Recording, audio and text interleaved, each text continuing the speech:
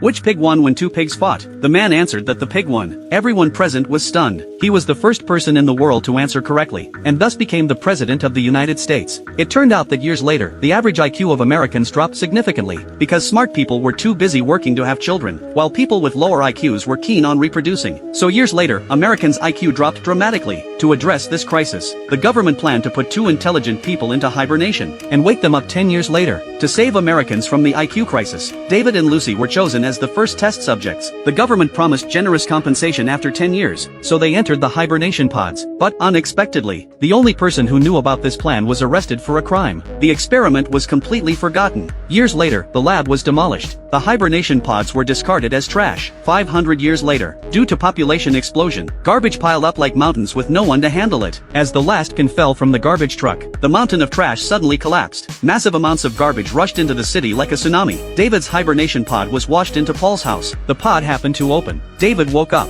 Paul, who was learning that 1 + 1 = 2, was interrupted. He stood up angrily, and threw David out the window. David was completely baffled. He decided to go to the hospital for a checkup, but the hospital's billboard looked ridiculous. After entering the hospital, he found that people there weren't very bright. Even the robots were the same. David wanted to register. The nurse stared at the cartoon icons for a long time, finally randomly picked one. David was arranged for an examination. The doctor gave him 3 metal rods, one for the mouth, one for the ear, another for the buttocks. Just as David positioned them, the doctor said he made a mistake and needed to switch them. The one just misplaced should go in the mouth. David was completely speechless. After the examination, he immediately ran to rinse his mouth. Later, in a magazine, he discovered it was now 2525. He realized he had been in hibernation for 500 years. He ran to the window and pulled open the curtains. The buildings outside were crooked. The ones about to fall were tied up with ropes. Cars were still driving on broken bridges. David was shocked by the scene before him. At night, he went to a vending machine. Suddenly 2 police officers rushed out. Before he could explain, he was tackled. David was taken to court. Although the judge didn't seem very bright, he still arranged a lawyer for him. Surprisingly, the lawyer was Paul, who hadn't learned that 1 + 1 = 2. Paul was quite eloquent. He even helped the opposing lawyer accuse David of being guilty. Finally, the judge made his decision. David was found guilty, sentenced to 10,000 years.